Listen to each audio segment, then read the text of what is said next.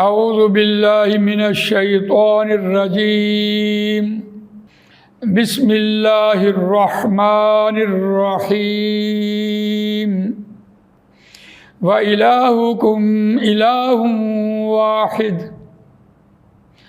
لا الہ الا هو الرحمن الرحیم آمنت باللہ صدق اللہ العظیم رب اشرح لی صدری ویسر لی امری واحلل عقدۃ من لسانی یفقہوا قولی اللہم ارنا الحق حقا وارزقنا اتباعہ وارنا الباطل باطلا وارزقنا اجتنابہ آمین یا رب العالمین۔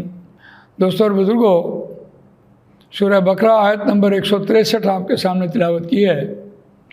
یہ دوسرے پارے کا تیسرا رکوع اپنے اختتام کو پہنچا، اور اس رکوع کا مضمون جو فرض سونپا گیا امت مسلمہ کے اوپر، بنی اسرائیل نے اس فرض کو نہیں نبھایا، اور نبی اکرم صلی اللہ علیہ وسلم نے مشرکین مکہ سے اپنی مرکزی عبادت گاہ آزاد کروائی، اور امت مسلمہ کو جو ڈیوٹی دی کہ اب دیکھو یہاں سے کیا پیغام ہے، خلافت کو نافذ کرو، جا کر اس کو بیان کرو۔ اور اتنے حاجی جاتے ہیں، وہ سب حاجی وہاں سے جو پیغام لے کے آتے ہیں وہ یہی پیغام ہوتا ہے جب سے پاکستان بنا ہے۔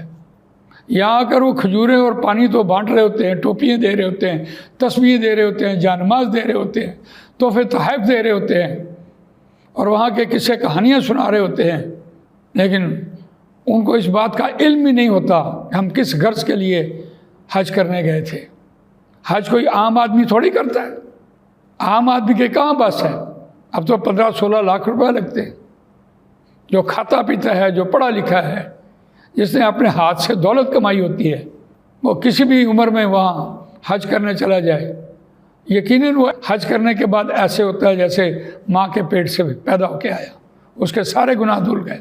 لیکن اللہ تعالیٰ نے اسے چنا اور اس کو ایک ڈیوٹی سونپی کہ تم اب جا کر یہ کام کرو گے۔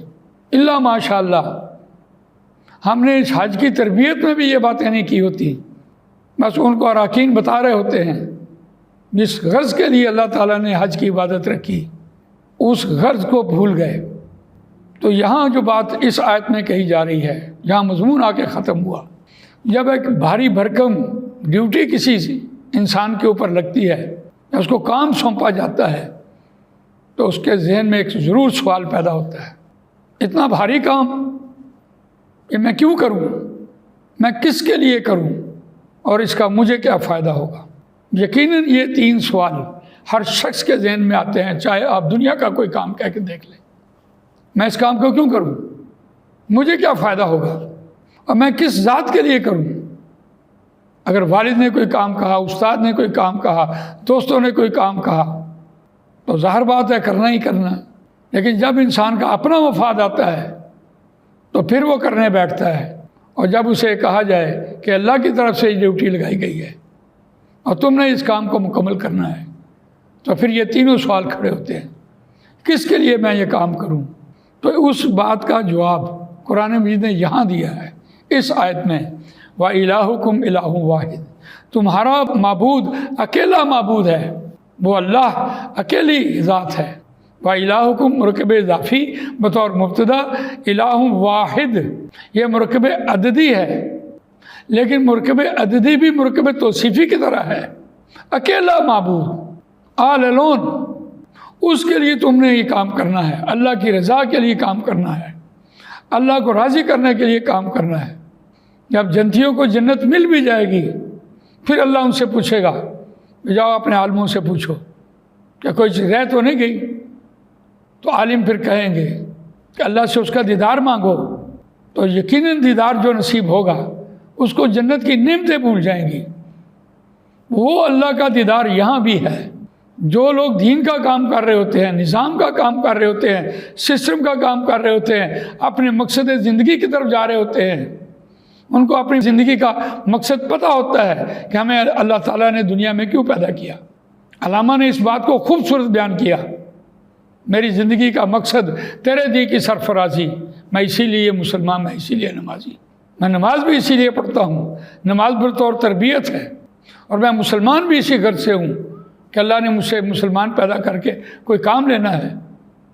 کون سا دنیا میں ایسا شخص اپنی مرضی سے پیدا ہوا؟ اگر اللہ تعالیٰ نے ہمیں مسلمان کے گھر پیدا کیا تو ہمیں جنت کا ٹائٹل دے کے بھیجا، اور اب ہم نے اپنے ٹائٹل کو بچانا ہے۔ اور وہ کیسے بچے گا؟ قرآن مجید اللہ کی کتاب ہے، اور قرآن مجید پڑھیں، سمجھیں، اس پر عمل کریں، اس کو دوسروں تک پہنچائیں۔ جب تک یہ کام حل نہیں ہوتا، معتبر تعداد ہاتھ میں نہیں آتی قرآن مجید سیکھنے سکھانے والوں کی، تو امت کی کیسے تربیت ہوگی؟ یہ جذبات سے نہیں ہونا کہ نعرہ مارا چلو بھائی اور ٹھوس ہو گیا۔ بہرحال کس کے لیے کرنا ہے؟ وَإِلَٰهُكُمْ إِلَٰهٌ وَاحِدٌ، تمہارا معبود اکیلا معبود ہے، لا الہ الا هو الرحمن الرحیم، نہیں ہے کوئی معبود سوائے اسی کے، وہی مہربان ہے اور نہایت رحم کرنے والا ہے۔ اللہ تعالیٰ مجھے آپ کو قرآن مجید پڑھنے، سمجھنے، اس پر عمل کرنے، اس کو دوسروں تک پہنچانے کی توفیق عنایت فرمائے۔ ہاں، یہ ویڈیوز آپ سن رہے ہیں، اور اگر ویڈیو سننے کے بعد کوئی جستجو پیدا ہو گئی، کوئی سوچ پیدا ہو گئی کہ ہمیں قرآن مجید پڑھنا سیکھنا چاہیے، تو اسی ویڈیو میں تمام لیکچرز موجود ہیں جس سے آپ قرآن مجید کا مطالعہ کر سکتے ہیں۔ اس میں پشتو میں بھی ہے اور اسے انگریزی میں بھی ہے۔ اللہ تعالیٰ مجھے آپ کو ہدایت دے، اپنا کام ہم سے لے لے۔ جزاک اللہ خیر۔ سبحانک اللہم و بحمدک، نشہد ان لا الہ الا انت، نستغفرک و نتوب الیک۔